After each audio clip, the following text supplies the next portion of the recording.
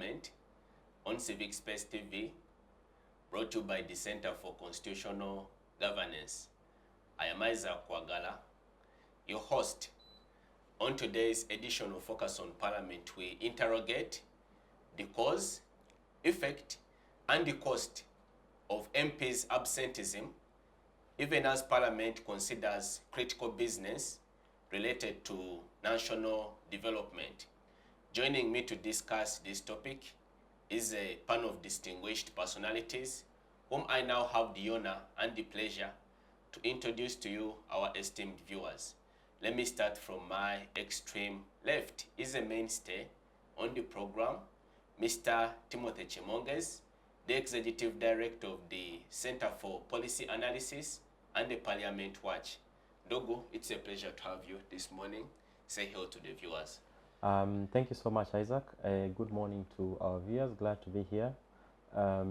Really looking forward to weighing in into this very pertinent topic, especially understanding that it has a lot of impact in how the government runs, but also how the question of public trust looks at in some of these institutions.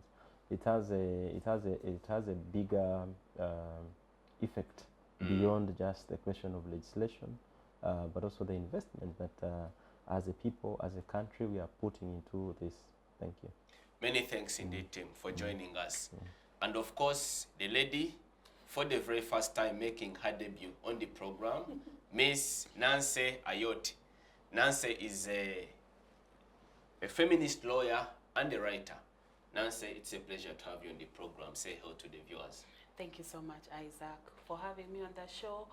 And Timothy, it's a pleasure to be on the same panel with you. Yeah. I am very happy to be a part of this discussion, but also I hope that my being here will give it a unique perspective. Yeah. Indeed. Many thanks for joining us, Nancy. Timothy, let me start with you for perspective on extremely, I should say, depressing events and scenes from Parliament. Over the week, they have conducted plenary for the purpose of considering business to do with the health funding model for the country, and also issues to do with sugarcane growing, especially in the Busoga sub-region. But we saw a barely, almost empty Parliament, much to the concern of both the leadership, the public, and even a cross-section of the legislators. What could be influencing this, in your view? So thank you so much, Isaac. So I should start maybe from the point of saying that it is very critical that members of Parliament participate and are part of their mandate, which is legislation, oversight, representation, and the question of appropriation, which forms the mandate for which the people give to them to execute on behalf of the people. And that at all times it's expected, and they are financed to do that, to be present to execute that mandate. Of course, it's very, very unfortunate seeing at the time when they are needed most to ensure that they are part and parcel of this. A section of them are not present, which is very unfortunate. It goes a long way in it comes out as a short change to Ugandans who have given them that mandate. Secondly, it also should be looked at from the perspective that every time member of parliament they are paid, they are financed, facilitated to ensure that, adequately facilitated to ensure that they execute their mandate. And so when we don't see them participating or doing what they are supposed to do, it goes a long way in cutting that public trust, but also going against the mandate that people have given to them. For this specific discussion, it is triggered by this week's attendance, where we saw a section of members of parliament, actually a bigger number of members of parliament, especially at the start of the sessions, not present on the House. And that also included ministers who are required to be part of these sittings, because again, it is the role of parliament, members of parliament, to hold the executive responsible.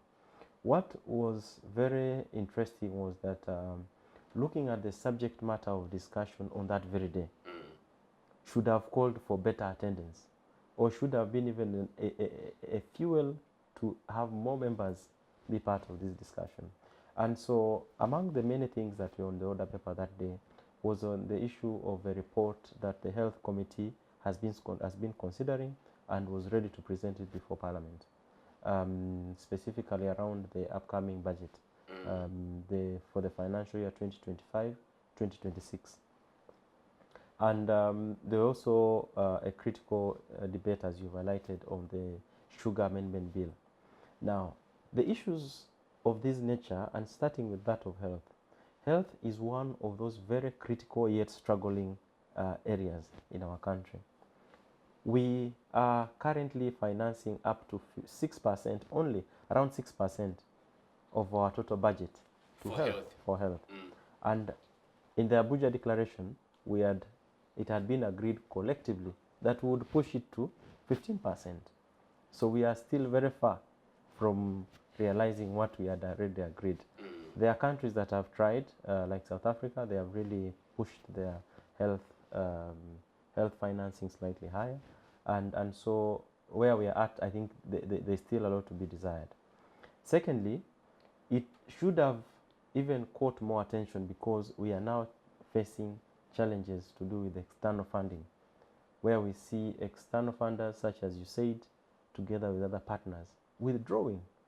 USAID has we already, as cut part of its funding, and of course, health is also one of those very much affected areas. And with that, it means that we have to rethink now. We have to see where do we get money to finance this sector.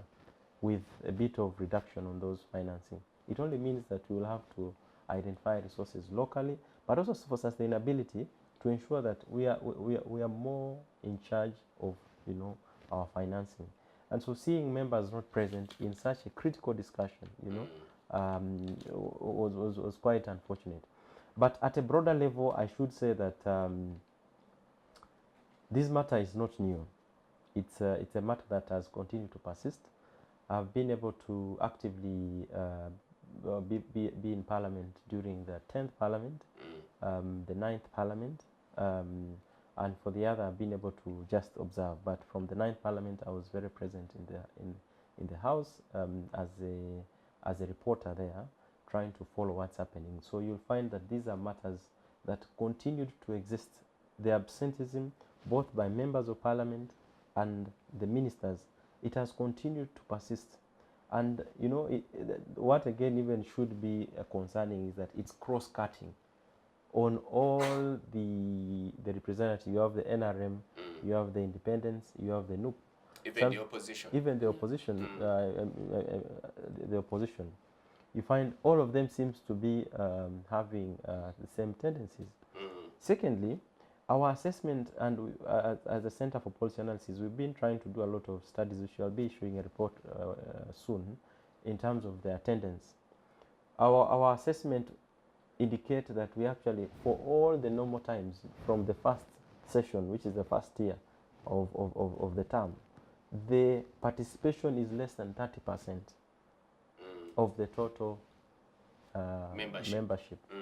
And for this case, you have up to 529 members of Parliament, and then you add with the ministers, you could go up to 555, 57.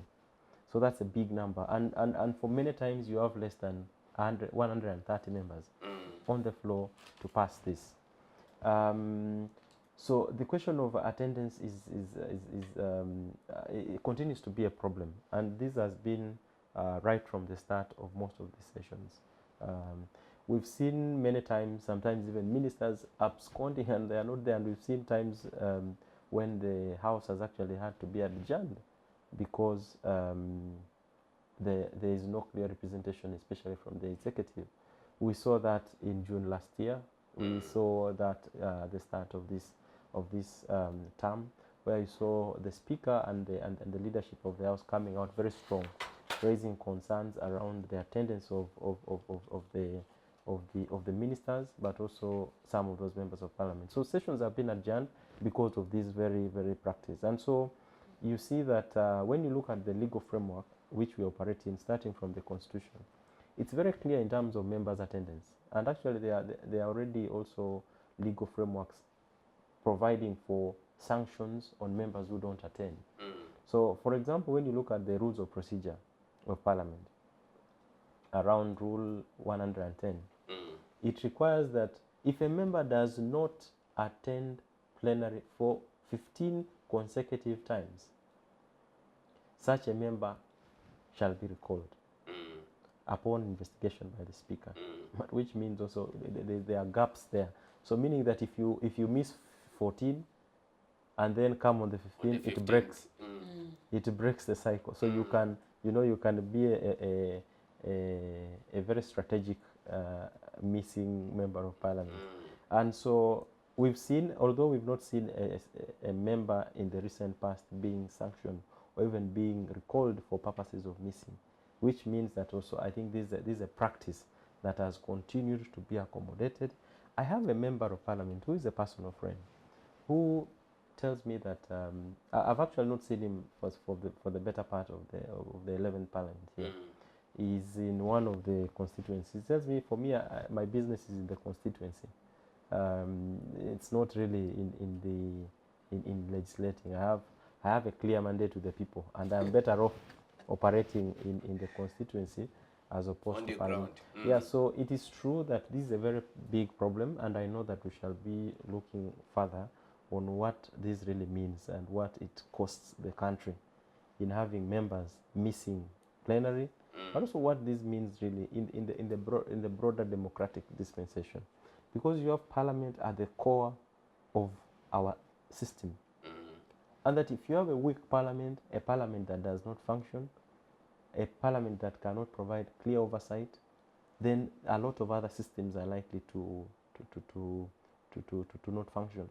But also, if you have a perception created that members of parliament only come in big numbers when the interests of a specific group of people, let's say the political class, need to be addressed, that perception is very dangerous and creates a system where people look at parliament as more of a transactional parliament as opposed to be a representative parliament.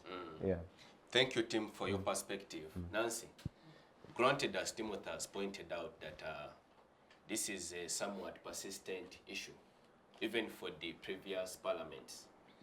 But let us discuss it in its current context, where the members of the 11th parliament are habitually absent to discuss very critical issues of national concern and development. As a citizen, do you feel impacted by this behavior? Of course I do. Of course I do. And, you know, we cannot only look at it in the scope of this house, because I feel like this is a consequential trickle down of everything that happens before. That when there is no accountability in the previous times, there will not be any in these times. Because first, we had scandals of members of the house sleeping in the house. Am I right? It made news for a long time, and I was much younger then, but I remember it very well because they were showing all of our different representatives. Then we had ministers missing, ministers, even those who double as members of parliament, missing plenary. And, you know, they were like, we'll call them to order and all that. And they showed up, I guess, a few times for the cameras, and that went unchecked. And now everybody has gone home for Easter. Everyone has gone home for a break. And everyone has gone home to prepare for elections. Because that is what is important. That is what is important. So I believe it's a problem of a lack of accountability. It's a problem of a lack of accountability, and it's a problem of legislative agenda not being set by members of the House.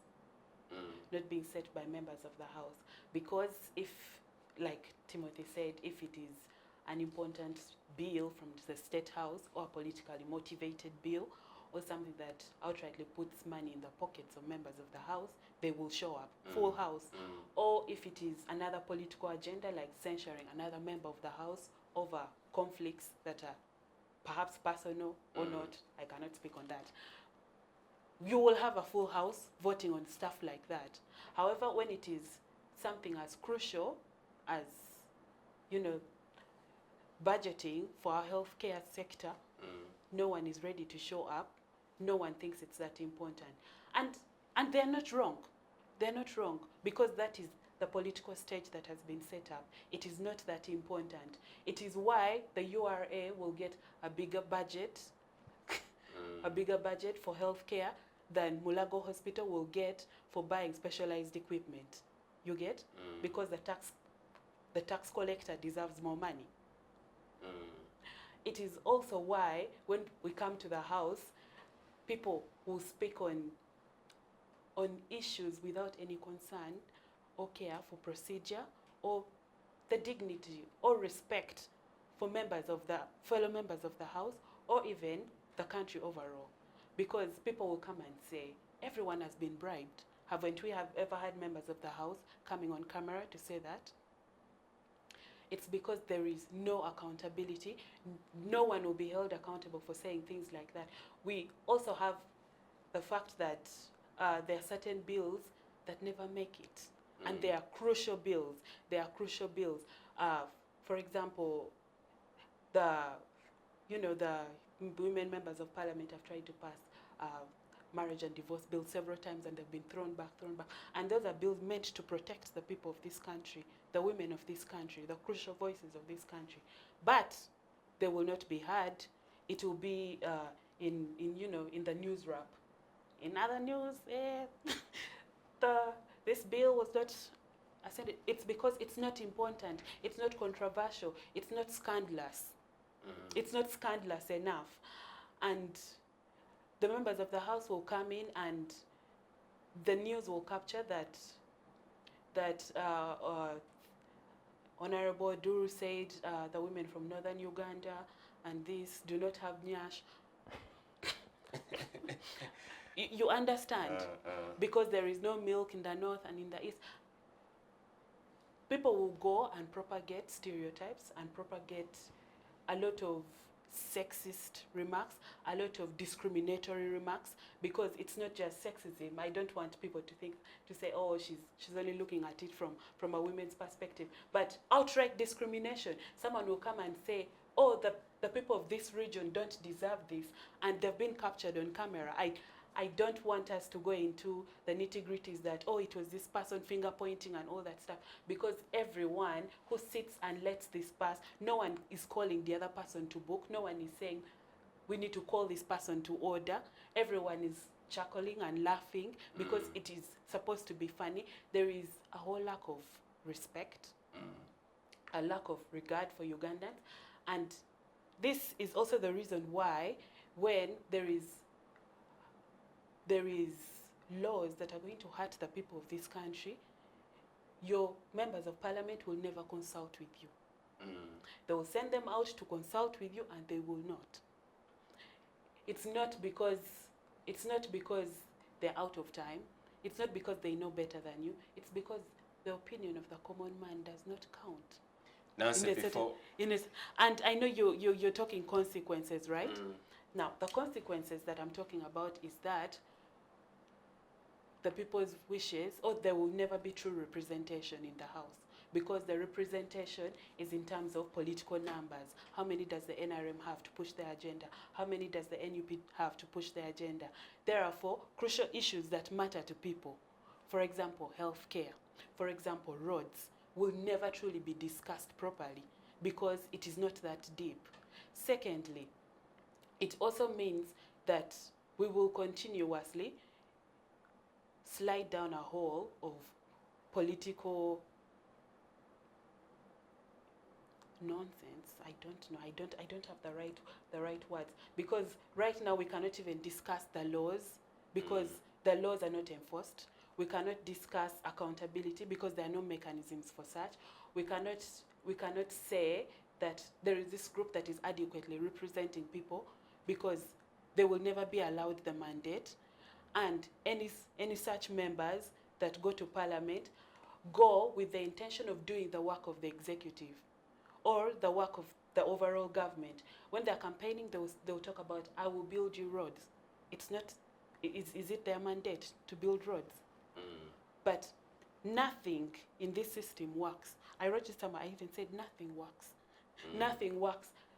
So the member of Parliament, to secure the vote of the common man, will say, I'm going to do these things for you. And because there is no advocacy, there is no civic education, people actually believe that they are capable of constructing roads.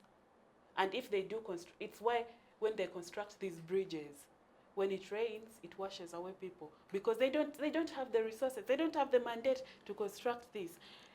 So, in totality, there is no representation of the people. There is no running government, and whether we like to talk about it or not, we're getting into a state of one continuous spiraling into I need the right word for it. Radicalism. People believe that if you take away these leaders, the new set of leaders will be better. Yet what we deserve is a system that actually works. And this one is defunct. It is torn apart. And it has been, and they've been chipping away at it ever since, from the early 2000s until to date. And every single time there are checks and balances, people destroy them. It is why the Supreme Court decision has never been properly implemented until today. Political prisoners people are still in prison because they hold dissenting opinions to the government. They will not be released. A judge will come out and say a person meets all the requirements for bail. However, for me, I just interpret it as the judge saying, my hands are tied. I can't Nancy, do before this. I bring in Timothy again, just in a minute on this question. As a citizen, a constituent of your political jurisdiction back home, do you have a mechanism of tracking the performance and attendance record of your area member of Parliament? I do, because I am informed. Because I know that is information that I can ask for and access. Because I regularly watch the news and I know what is going on. I know when they speak and when they do not speak. However, are you satisfied with their performance? Absolutely. Okay. Just to bring it to table. In a minute. Just to bring it to table.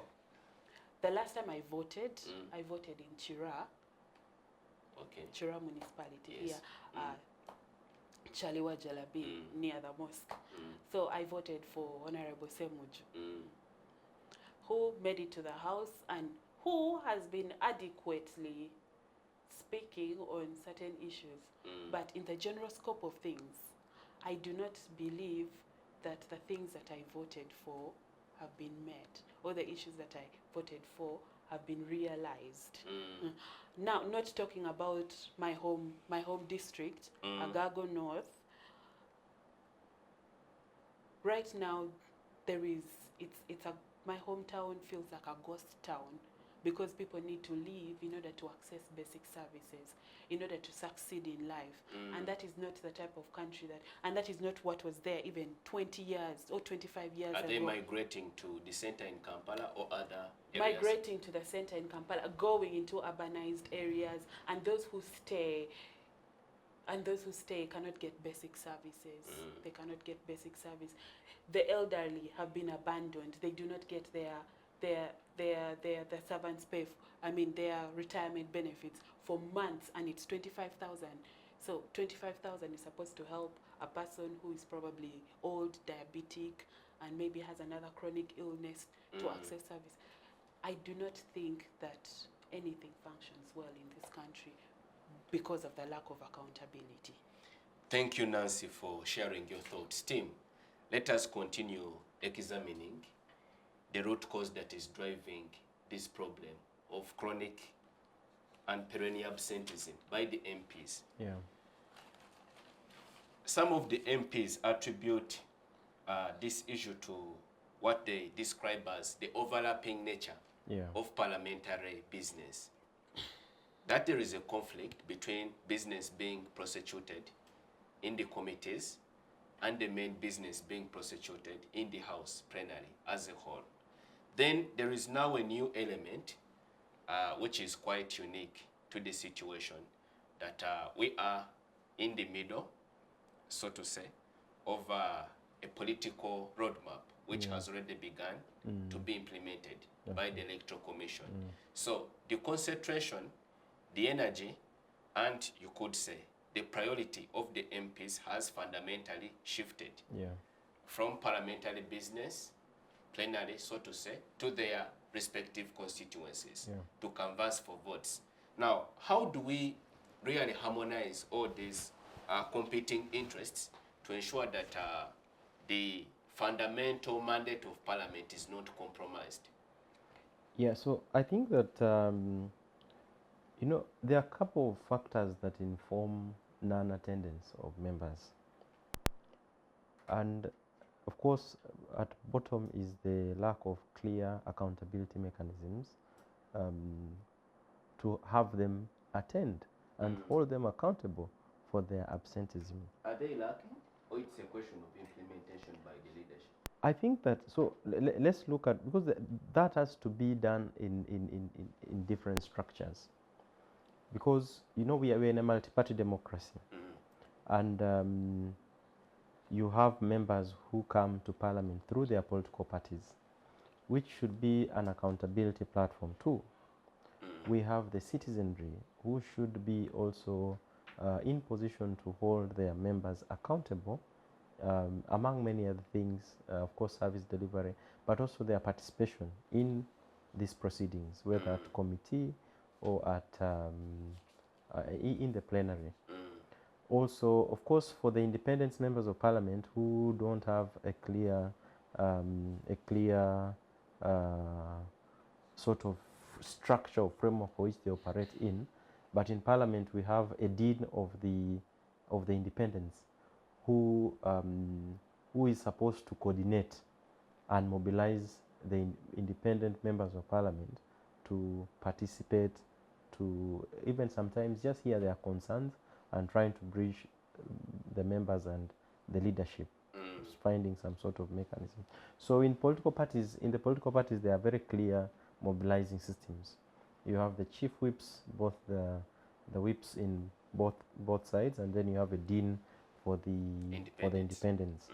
Now that should be a mechanism of framework for which enforcement of attendance, among many other things, discipline, coordination, voting patterns, and mobilizing members, you know, of their side to vote in a particular way, to equip them with, you know, sufficient skills and capacity, even to be very argumentative to make clear arguments on the floor of Parliament, and even in how they conduct themselves. So you have the threshold of political parties, which they also have a mandate to play, or they have a role to play. There is the question now which you've put to Nancy on the role of the constituents to holding their members accountable to participate in this process. Then now you have the leadership of the House who should be able to enforce and push members, and sometimes cracking the whip. Now, when we look at the attendance of members, let alone, I think I'll be able to look at the issue of members during now the electioneering period. But for that, let's leave it at that first. Let's look at the first 3 years of members of Parliament. Yes. Let's say the first 3 years, where we've observed, and in our assessment, we are thinking that the attendance is usually less than 30%. You have the rest of the 70% either not attending or just choose to focus on other things. But when you observe and look at what's happening in Parliament, you see that the number is way less than, you know, those that have been voted to participate in those processes. And what is again unique is that you will find it's the same faces. Faces. I've been part of the team that we've been inducting members in new term, where we train them on the rules of procedure, on conducting themselves in Parliament, and many other processes. And one of the challenges that, of course, members will always raise and try to raise is that we are on the floor of Parliament, we can't be seen, or we can't catch the eye of the Speaker because of the numbers. So sometimes you find that you can spend the whole week, you are trying to catch the eye of the Speaker to get an opportunity, but no chance. Which is also, it's an art for members of Parliament to have, so that then you are able to stand out. Otherwise, within the bigger number of the members who are present on the House, and also looking at the time that is available for them to submit, and especially on the specific issues that are being addressed on the House, you find that the probability sometimes of a member speaking on a specific issue is way less. And so with that, it discourages many not to even be part of this process. But nonetheless, I think it's important that they are part and parcel of the process. The other things are the administrative, and they could be addressed further. And I think that's really for the management or for the administration in Parliament. Secondly, I think also when you look at it from the electoral, the citizens' perspective, the electorate, on whether we are able to hold the members accountable, and even push for them to demand and ask them, why are you not attending these sessions?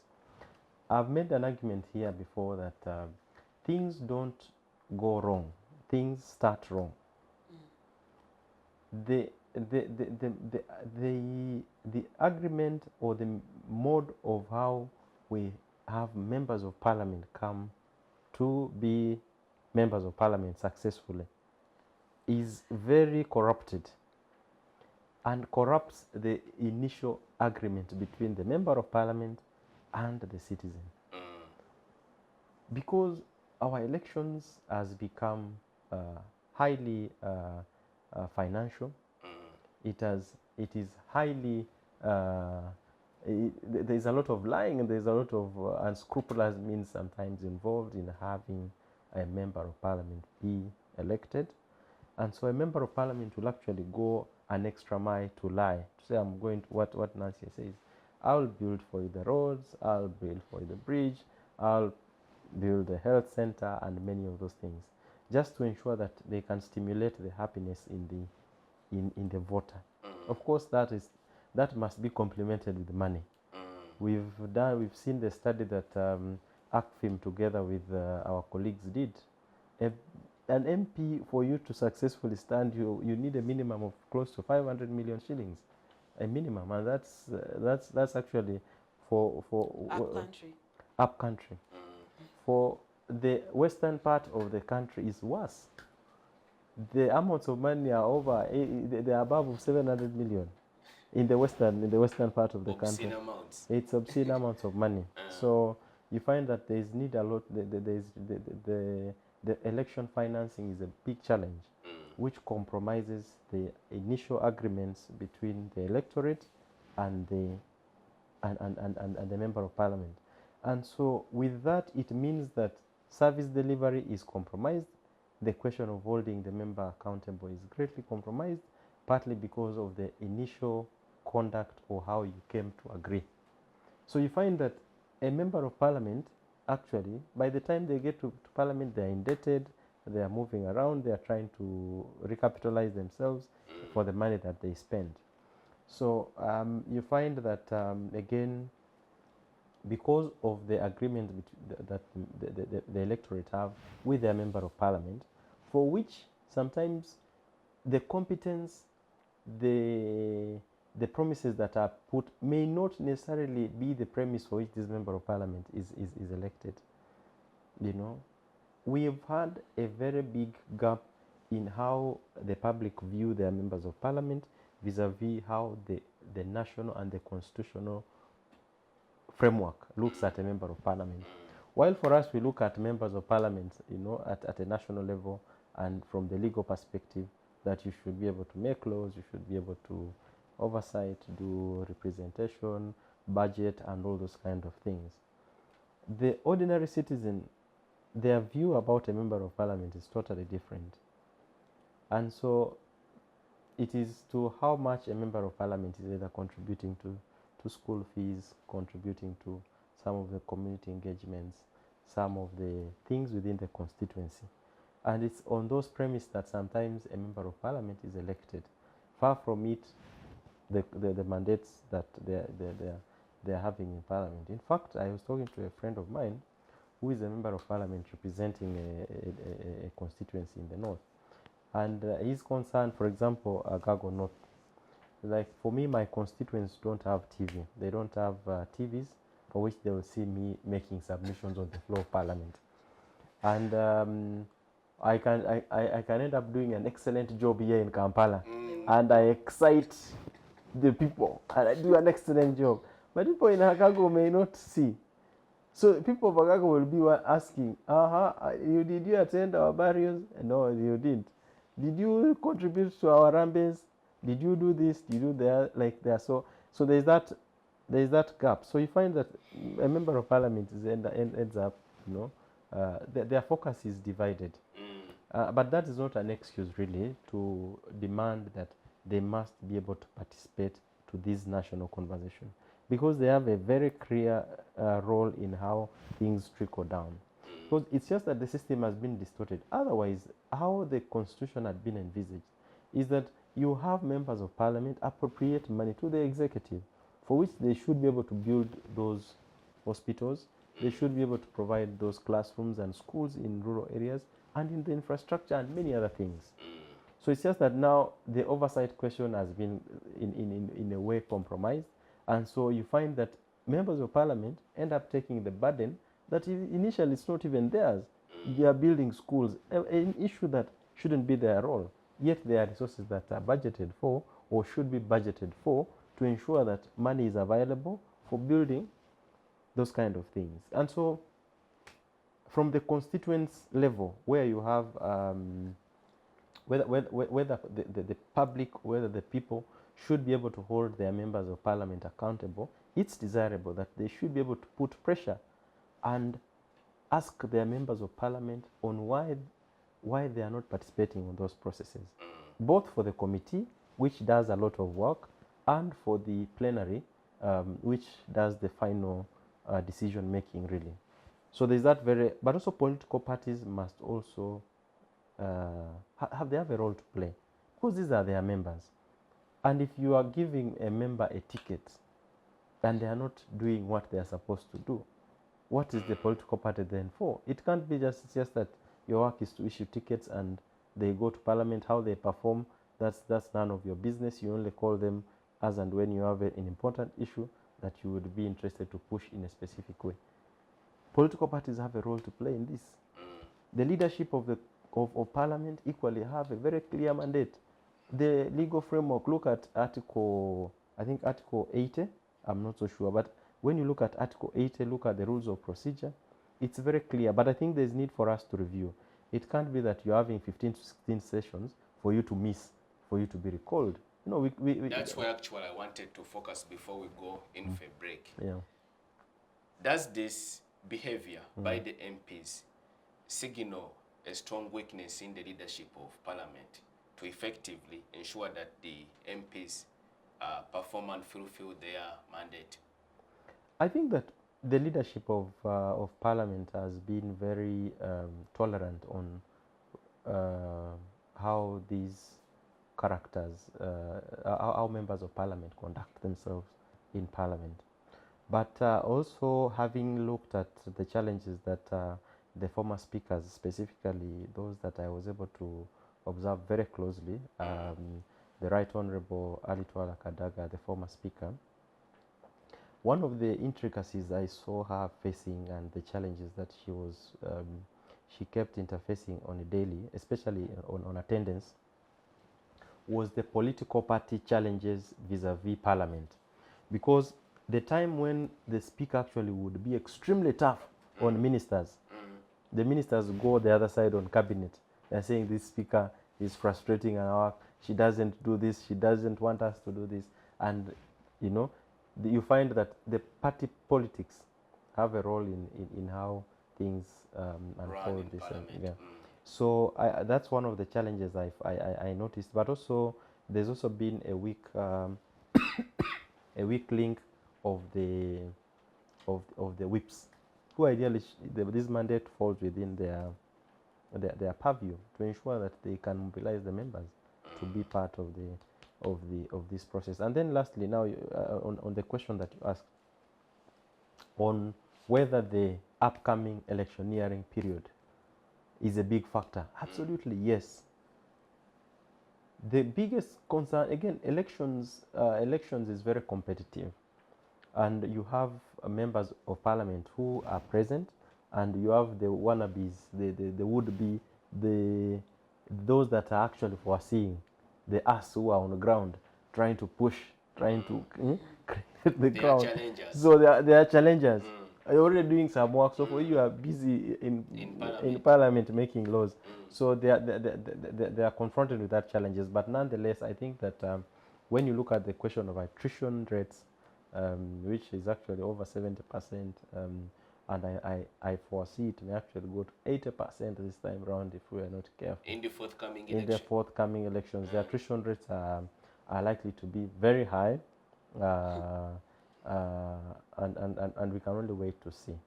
Yeah, but the elections are a big factor in terms of how members of parliament attend and process proceedings, especially as we head towards the election. If I could say something real quick. In a minute, yes. Yes, thank you. So when Timothy said it starts from things going wrong from the beginning, it made me think about the state of corruption in our country entirely, because it's not just members of parliament receiving money or not doing things the right way. It is also our population not doing things the right way. It starts from the person who sells their vote, because they know it is wrong. You know someone is coming to your house at night to give you this, or giving it to you away from the cameras. So people know that it is wrong, but they still receive this. They perpetuate these things from the very beginning, and then later on cry and say these people are bad, and yet we are all kind of contributing to this kind of thing. Secondly, on ministers going back to complain to the executive that the speaker is too tough on them, it's because there is no real separation of powers.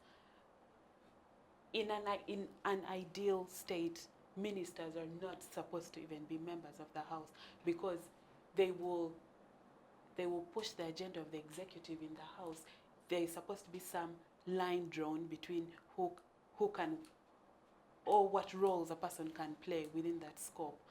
And like I said, our system is broken, so it falls on us to fix it. Yes, it falls on us to fix it. And we should fix it. Yes. Indeed.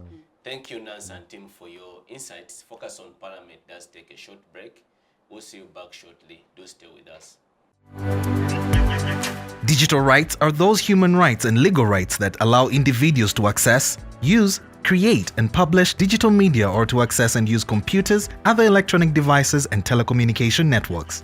Digital rights include a right to freedom of expression, information and communication through technology, a right to privacy and data protection, a right to credit for personal works, a right to universal and equal digital access, a right to identity, a right to anonymity, a right to be forgotten, and a right for protection of minors, among others.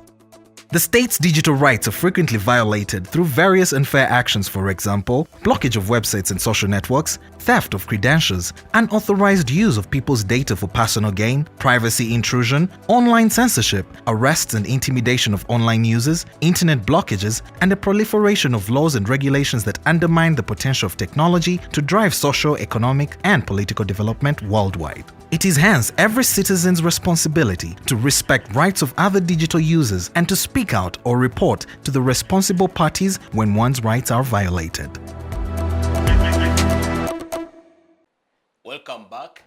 You are watching Focus on Parliament on Civic Space TV.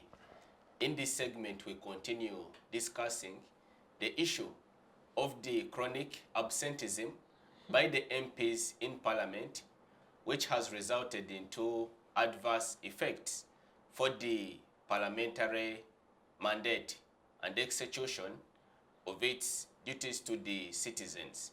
Let me come to you, Nancy. We left it at a point where you were highlighting the contributory element of the citizens in driving this behavior.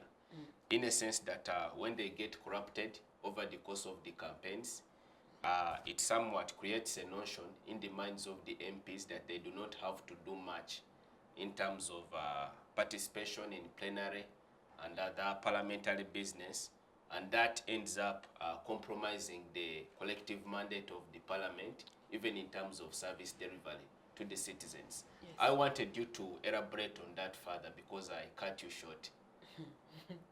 Thank you so much. So when I was talking about that, I also talked about it in the perspective of people selling their vote. That you've sold 5 years for a packet of salt, or for a bar of soap, or for 100,000 shillings to wear the right color of the t-shirt during the campaigns. And after that, you cannot take that back because you feel like somebody already paid for it. And so you cannot demand for your constitutional rights, the right to be represented, the right to have your ideas presented on the floor, to be budgeted for, and all those other things on the floor, because you already feel indebted to the person. You feel like 100,000 shillings already bought your 5 years of life. And speaking of contributory perspectives, it also comes down to the young person today.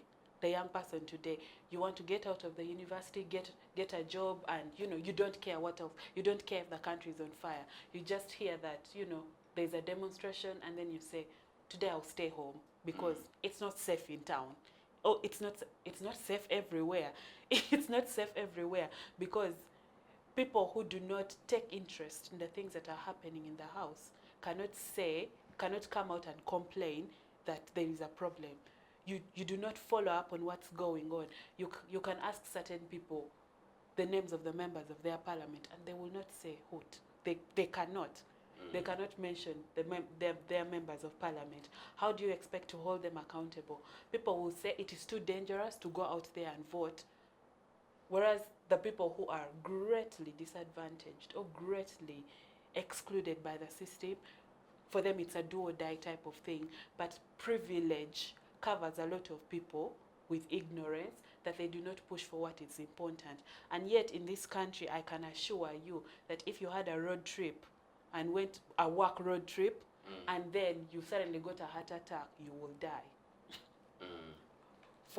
For the normal elite, you will die where you are, because there will be no helicopter to lift you up to Mulago or to Aga Khan in Nairobi. It's not possible for you, a citizen of Uganda. It is not. You have to be able to access those services down there or down the road from the slum, because when you look at the city right now, where there is an affluent neighborhood, down the road or in the valley, there is a slum.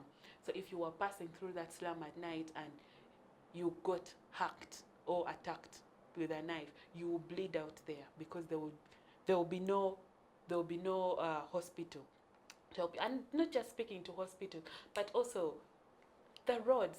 People want to open up their hotels or to sell their side hustles, their businesses, and yet they cannot follow up on the budget. They cannot follow up on business plenary in the house. They cannot follow up on what's affecting coffee and the exports that are happening in the house. But they want to come and say these MPs do not do any work. Well, you cannot hold them accountable because you don't know what they are doing. You cannot even account for the things that they said in the house, and yet you want to say they're not doing any work. So for me, mine is to call upon people to take interest. And the ordinary citizen, yes, you mean? Yes, the ordinary citizen, to take interest in what's happening in this country, because all of us are in this country because we live by a social code that we must do as little harm as possible to each other, and not doing anything is doing harm to the entire country. Not doing anything, not taking interest, is doing harm to everyone, because the people who fight end up being defeated, because there is no one to help them in this fight, or to help them to hold other people accountable. It's the reason why when say there are allegations of someone being poisoned, there is noise for a few weeks, headlines for like 2 months, and then after that, she was a great member of the House. That is all that's all anyone can say about it. No one is asking their member of the House that what happened to this person, how come this person was speaking to issues that matter to us and you are not. No one is doing the work and the diligence to actually hold everyone accountable. And yet, if we are on a ship called Uganda and there's a hole, we're all going down together. Nancy, what advice can you give to a voter in Agago as a strategy to check this behavior, the adverse behavior by their member of parliament, in order to effectively represent them in the House, to check the absenteeism? One, like I said, first to take interest, because in Agago, you can listen to the radio. Mega FM brings us the news. They talk about parliament and they do it in a language that everyone understands. I don't want people to sit down there and say we all don't have radios. It's a lie. It's a lie, because even the communities around there, they have these halls where they broadcast things. Even in the market, when you're going to the market, there is a big sound system. I am almost sure that in every community there is something like that. And when it clocks 1 pa, the news will go on. When it clocks 3, there will be another rap. There is UBC radio. And, you know, sometimes I keep telling people that, you know, UBC only talks about the government. But yes, you should listen to what UBC is saying about the government. The news can be President Museveni, the minister, the prime minister, until the very end. However, people need to listen to that news, because those people are not acting in their own capacity. They're not doing things that they want. They're doing things in our name as citizens, as Uganda. So they need to take interest. Number 2, not everyone can go to parliament. So your dream cannot be I will enter politics, or that I'll be a youth councillor and make things right. There are non-political ways of making things happen. For example, advocacy. And we've seen how young students from Makere were so creative with our protests the other day. They set up mannequins on the road. It was not violent. It was peaceful. They didn't have to yell. They didn't have to abuse anyone. They didn't have to ask for money to campaign.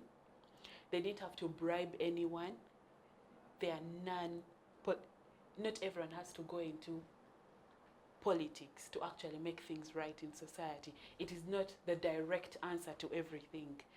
People can do other things. You can educate people. In your own capacity, you can tell them what you know. Or you can advocate for people to listen to the news. You can make the announcements in church about things that are going on in your community, or the government programs that are happening. Because if you're saying we're not accessing these programs, you need to be able to tell them that these are the programs that are going on, and these are the avenues that are available for us to access them. And if you cannot access them, then you can come and say, we are not accessing these programs, or this does not work for us, or this government program doesn't work for us. That is my take. Thank you, Nancy, for your perspective. Tim, about the legal dynamics of this issue. The failure by the parliamentary leadership especially to strictly enforce provisions that warrant sanctions for members of parliament that are culpable in terms of absconding duty. Is it time that we rethought or reviewed these laws? Is it a problem of the law? Is it specifically a problem of the leadership that they are reluctant? What do we do about this? So thank you so much. We've not had an opportunity to test even the legal framework as it is, because we've not had a very clear process where members of parliament who have absconded and not attended most of these sittings for the consecutive times as provided for in the law, to either be recalled or sanctioned.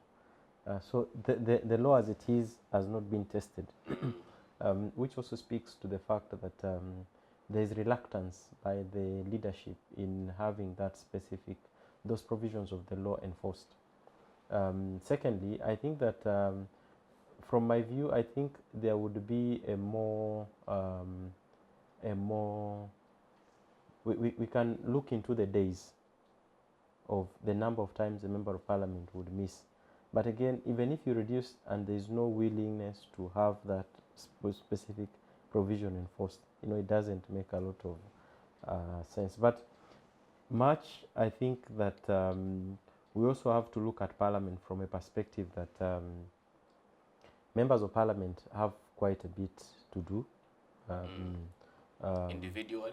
Not at a personal capacity, but as their roles as members of parliament. Yes.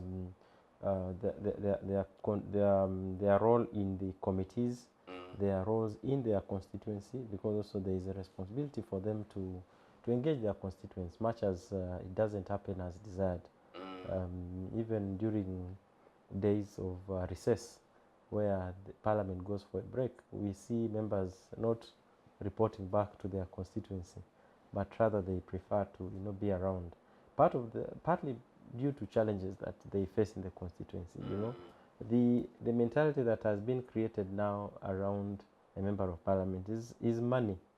So members of parliament will tell you that they are better off staying around here than going back to the constituency, because the constituency is demanding for money. If you are there, you must give money here, and if you do not have, then you are not considered a very good representative. And so that curtails their ability to be on ground.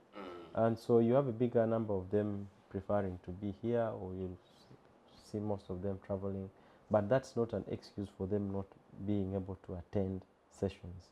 So there is a fundamental role that the leadership has to play to ensure that members are attending the sittings with very clear penalties and enforcement of what the law is.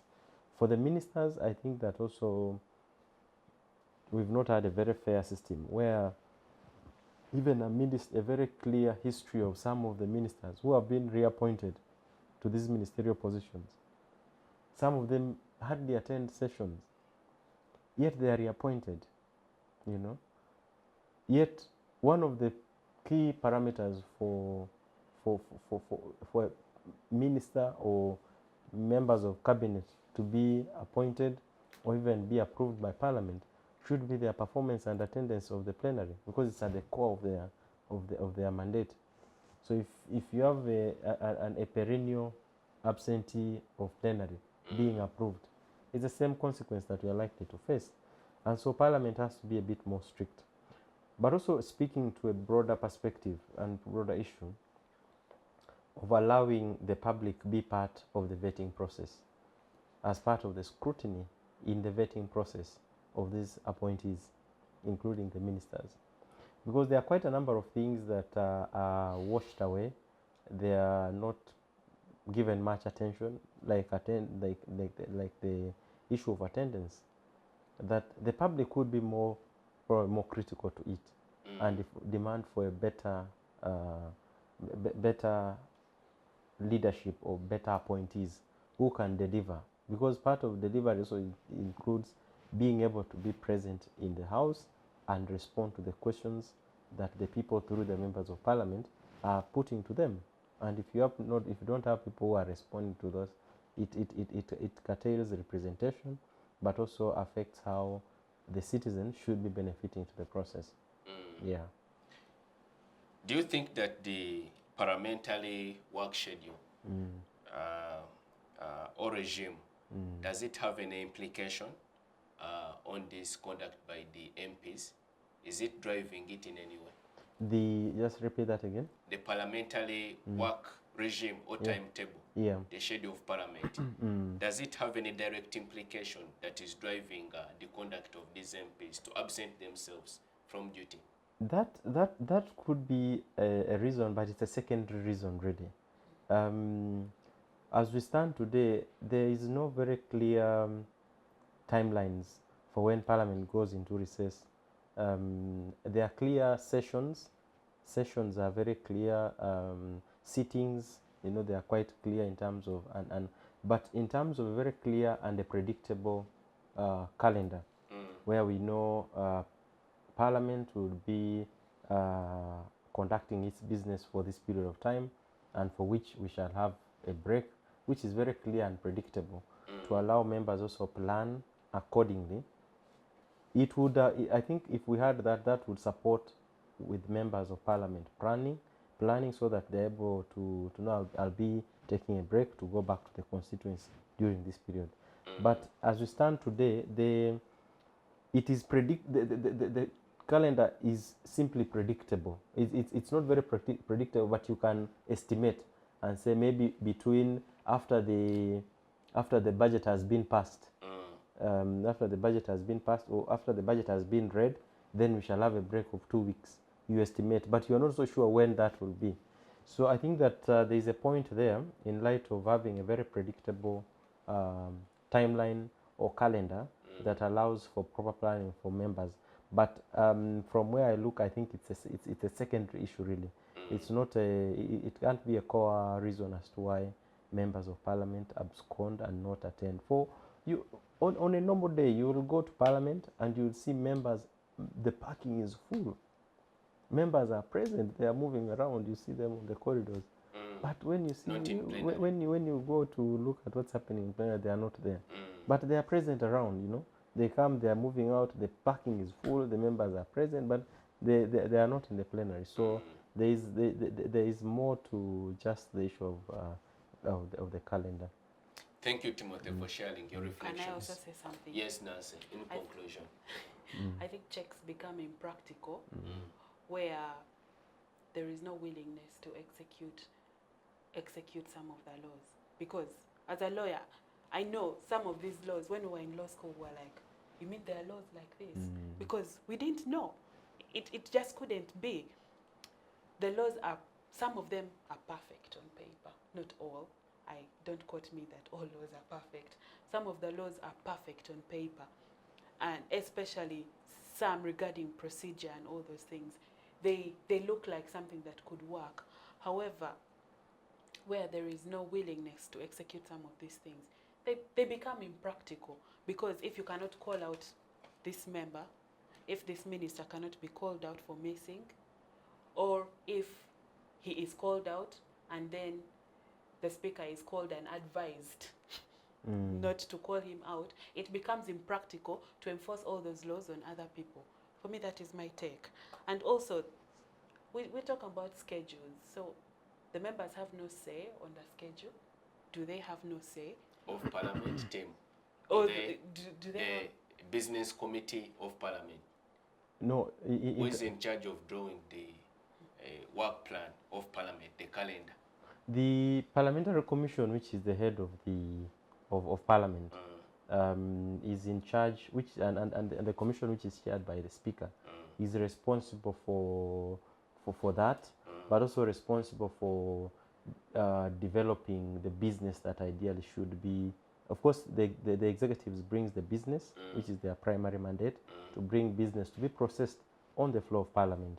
But the commission is responsible for the planning, is responsible for ensuring that there is a proper, clear framework. In fact, you see, even for these order papers that we receive on a daily, in one of the things that we've been trying to push is that there's need for predictability, that the commission, under the leadership of the Speaker, should be able to approve an order paper for the whole week, so that members know what they are going to be considering.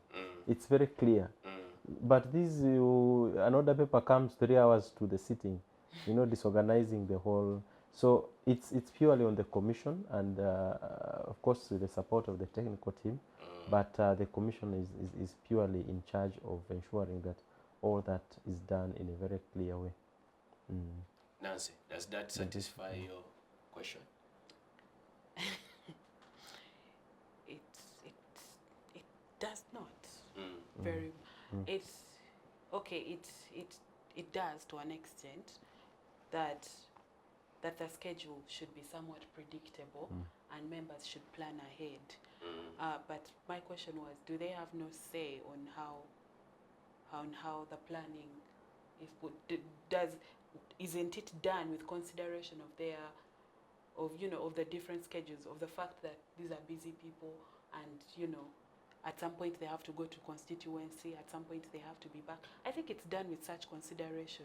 That is why the excuse of the schedule doesn't make sense to me. And this is not just me being hard on the members of the house, but the thing is they get paid on my tax. So it doesn't come off as a very good excuse. Interesting perspectives. I should appreciate you, Mr. Timothy Chemonges, and Ms. Nancy Ayot, for your able participation on today's edition of Focus on Parliament.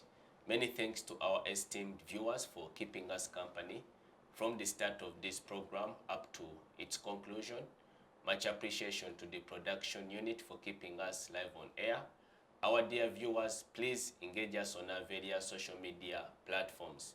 We are on X, we are on Instagram, we are on Facebook. You can watch and subscribe to our YouTube channel. We'll see you next time. Be blessed.